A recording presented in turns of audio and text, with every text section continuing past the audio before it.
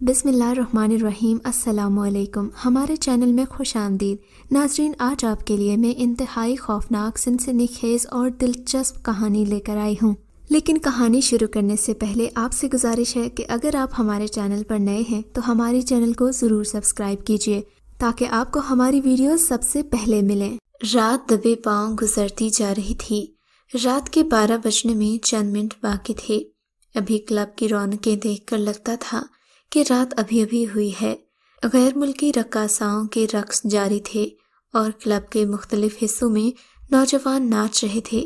ایک نوجوان نے نہایت قیمتی نیلے رنگ کا سوٹ پہن رکھا تھا۔ اس کی عمر 25 سال کے آس پاس تھی۔ ہال میں داخل ہوتے ہی اس نے ادھر ادھر نظریں دوڑائی تھیں۔ وہ کسی کو ڈھونڈ رہا تھا۔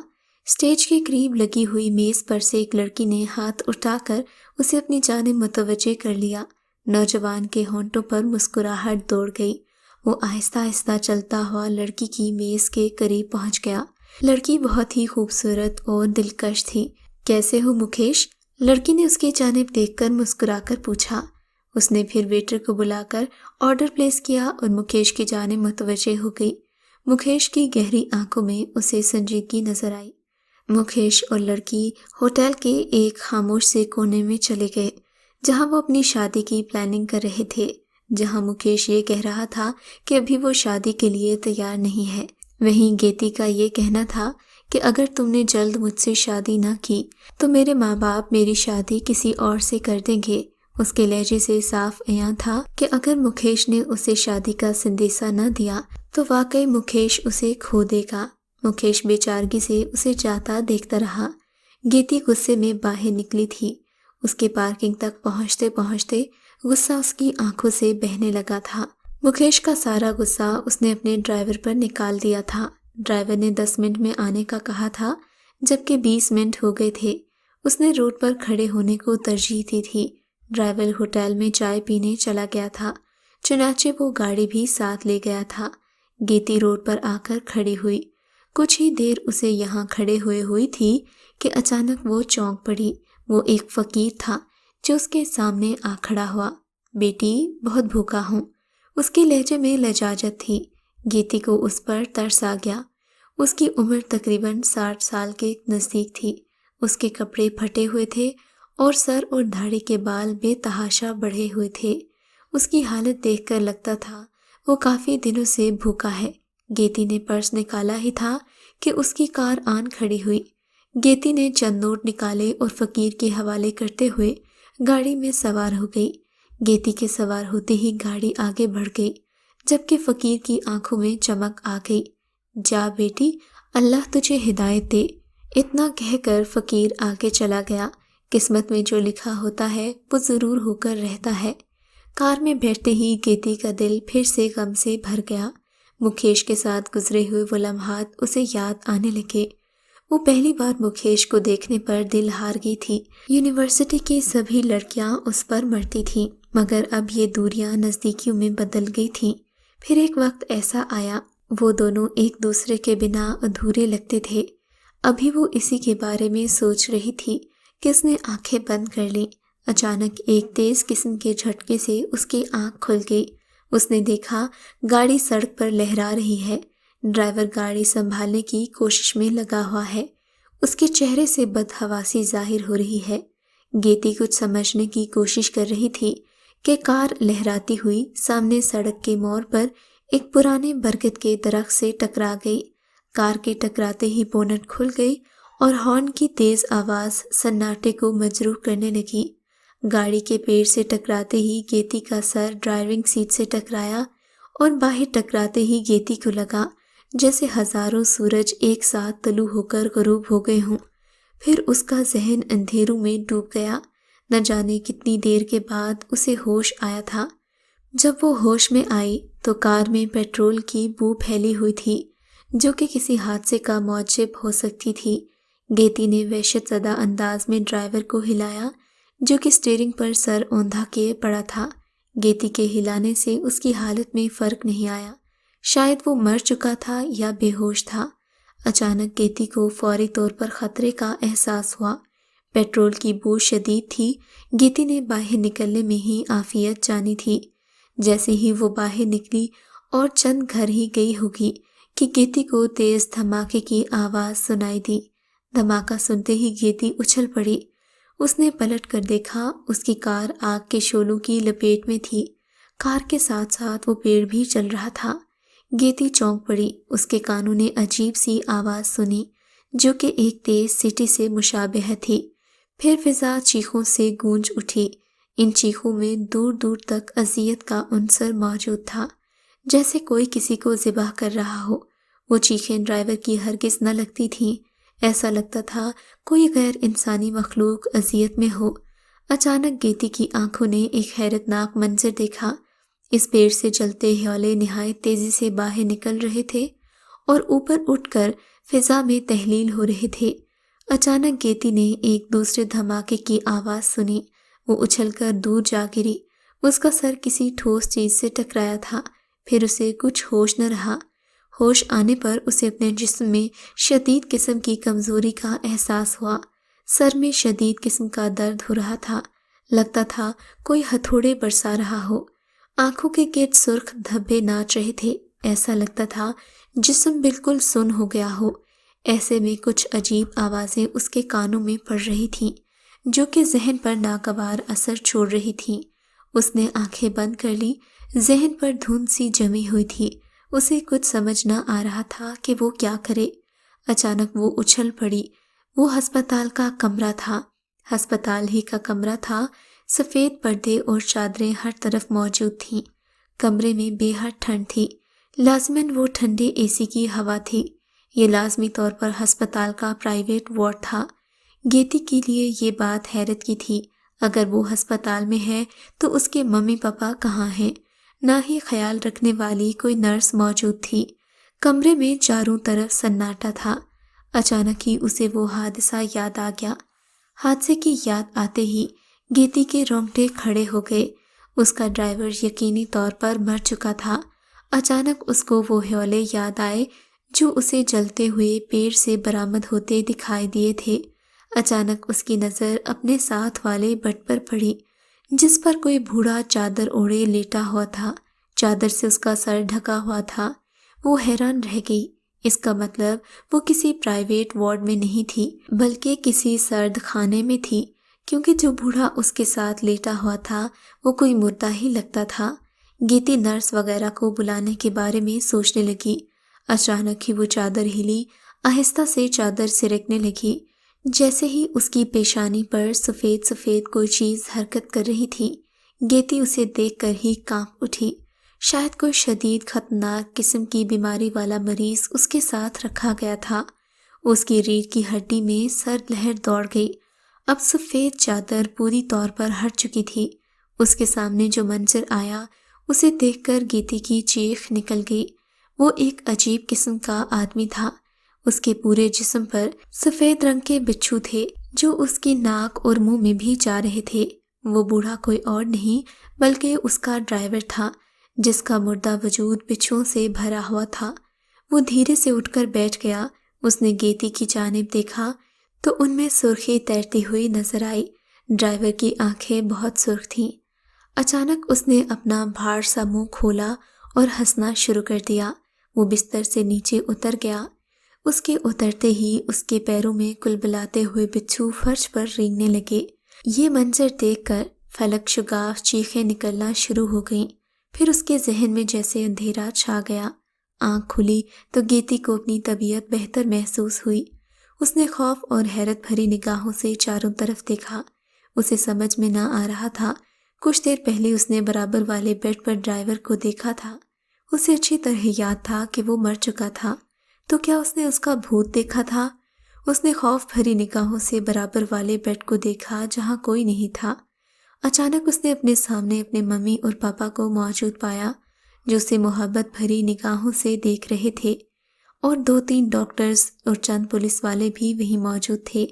گیتی کو ہوش میں آتا دیکھ کر اس کی ماں تیزی سے اس کی جانب بڑھی تھی اور پولیس انسپکٹر نے اس سے مختلف سوالات کیے تھے۔ حادثے کی بات پر گیتی کے ذہن میں رات والے واقعات گھوم گئے تھے۔ وہ حیولے کیسے تھے؟ گیتی بہت بڑی الجھن کا شکار تھی۔ 2 دن میں ہسپتال سے چھٹی ہو گئی۔ وہ اب ہسپتال سے گھر آ گئی تھی۔ ہسپتال سے آنے کے بعد وہ مکیش کے بارے میں سوچ رہی تھی۔ رات کے 12 بج چکے تھے۔ گیتی سونے کی نیت سے بستر تک پہنچ چکی تھی۔ گھر آنے سے رات تک گیتی صرف اور صرف مکیش کے بارے میں سوچ رہی تھی۔ گیتی کے گھر والے اس کی اس حالت سے بہت پریشان تھے۔ انہوں نے سوچا شاید اسے پوجا کے لیے لے جایا جائے تو اس کی ذہنی حالت ٹھیک ہو جائے، مگر پوجا کے لیے جانے پر گیتی نے وہ ہنگامہ کیا کہ مندر کا پنڈت بھی حیران رہ گیا۔ گیتی نے یہیں پر بس نہیں کیا، مندر میں موجود 2-3 متبرک مورتیوں کو اس نے اپنے ہاتھ سے توڑ ڈالا تھا۔ گیتی کے ماں باپ اس کی یہ گستاخی دیکھ کر سخت حیران اور پریشان تھے۔ مندر والا یہ واقعہ پورے شہر میں مندر کا یہ واقعہ جنگل کی آگ کی طرح پھیل گیا۔ پورے شہر میں بس ایک ہی لڑکی کا ذکر تھا جس نے دیوتاؤں کو گالی دی تھی۔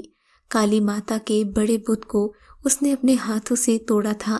دھرم کے ٹھیکیدار گیتی کے دشمن بن گئے تھے۔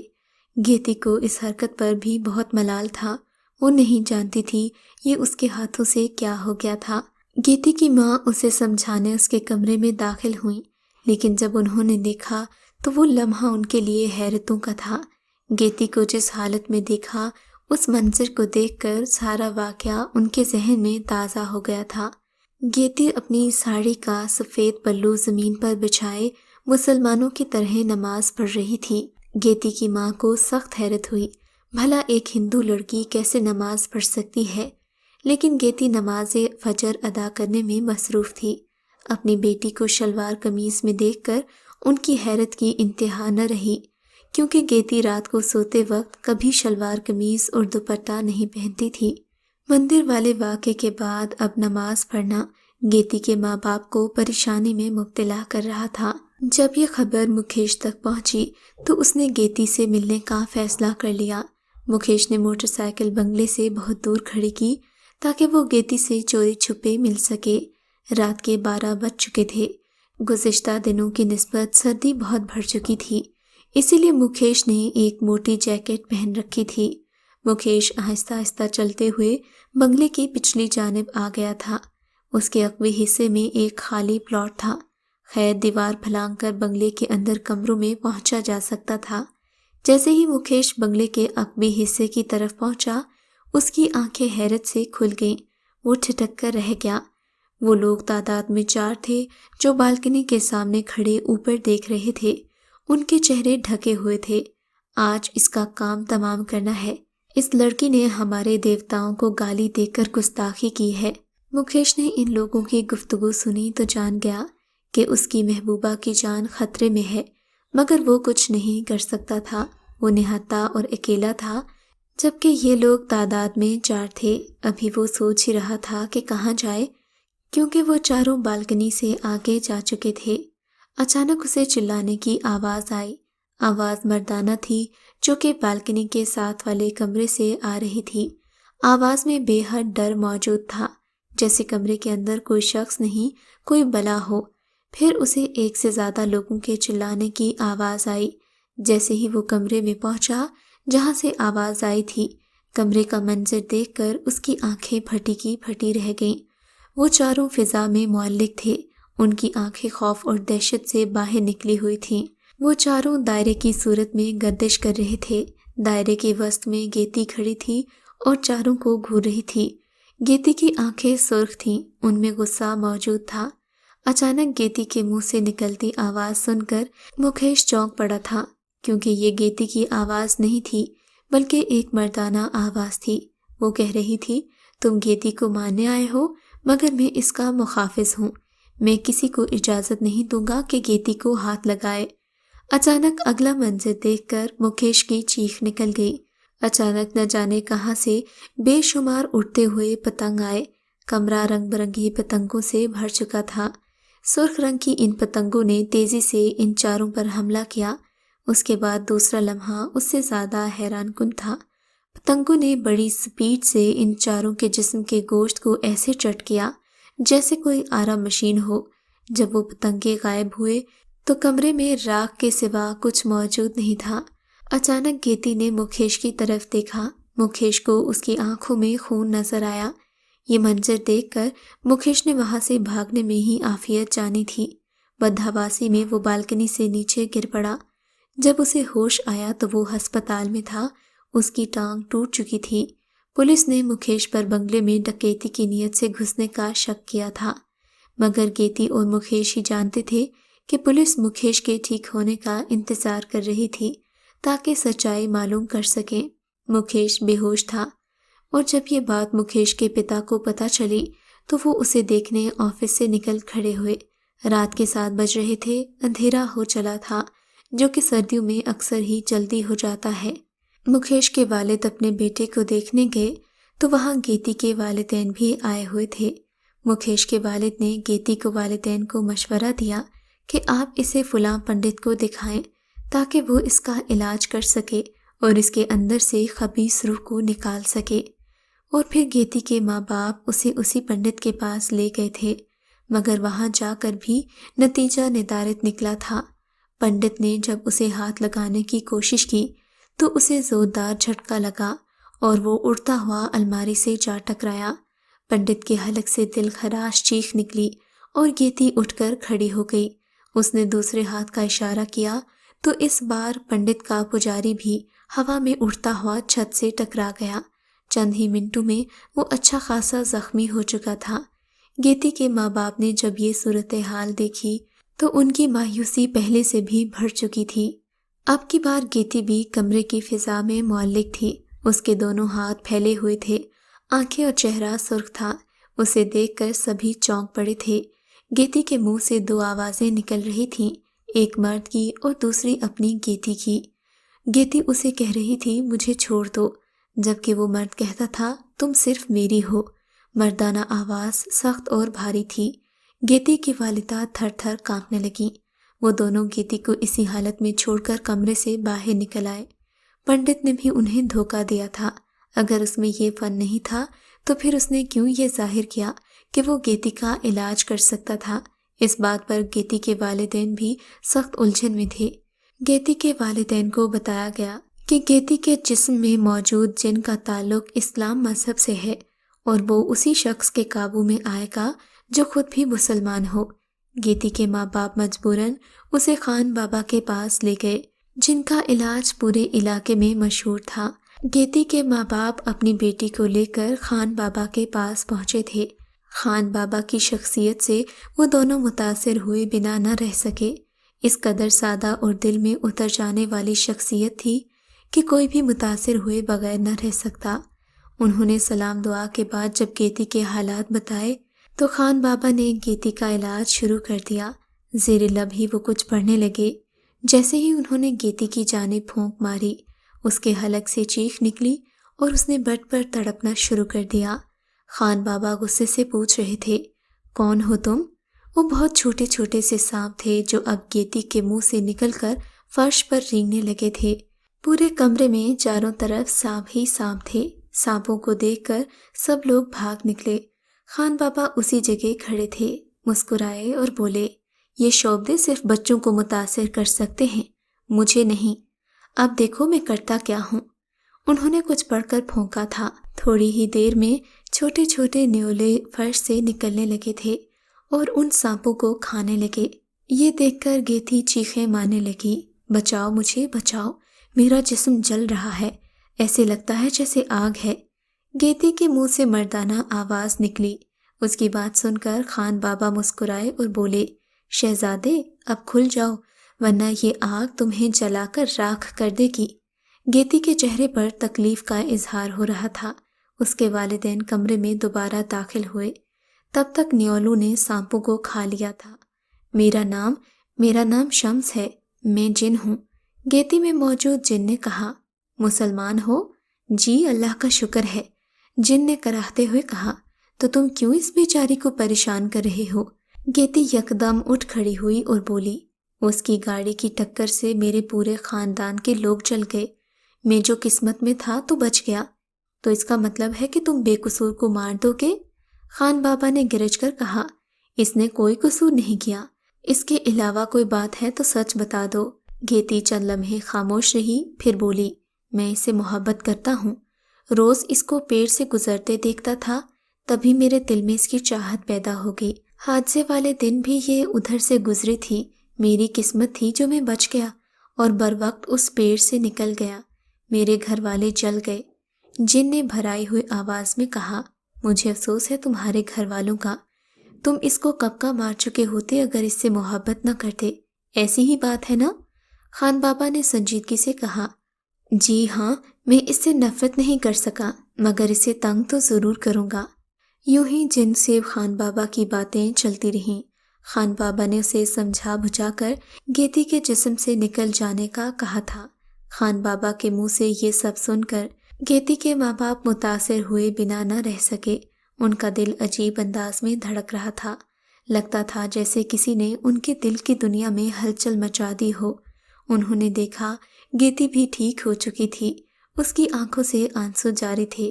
پھر اس کے لب ہلے، مجھے معاف کر دے، میں چلا جاتا ہوں۔ میں بھول گیا تھا کہ میں اتنے مہربان اور محبت کرنے والے نبی کا امتی ہوں، جو خود پر بھی ظلم کرنے والے کو معاف کرتے تھے۔ اس کی باتیں سن کر خان بابا مسکرانے لگے۔ گیتی کے والدین نے خان بابا کا شکریہ ادا کیا اور وہاں سے چلے گئے۔ اس کے بعد سے گیتی اور خان بابا کے گھر والوں میں ایسی محبت اور الفت پیدا ہوئی ہے کہ گاؤں والے بھی حیران ہیں کہ ایک ہندو اور مسلمان کی اس قدر دوستی کیسے ممکن ہے۔ اگر آپ کو یہ کہانی اچھی لگی ہے تو اس ویڈیو کو لائک کیجیے اور اس طرح کی مزید ویڈیوز دیکھنے کے لیے ہمارے چینل کو سبسکرائب کیجیے۔ اور ہاں، اگر آپ کی کسی دوست، رشتہ دار یا بہن کے ساتھ خدا نہ کرے ایسا کوئی واقعہ پیش آیا ہے تو ہمیں کامنٹ سیکشن میں اس کے بارے میں ضرور بتائیے۔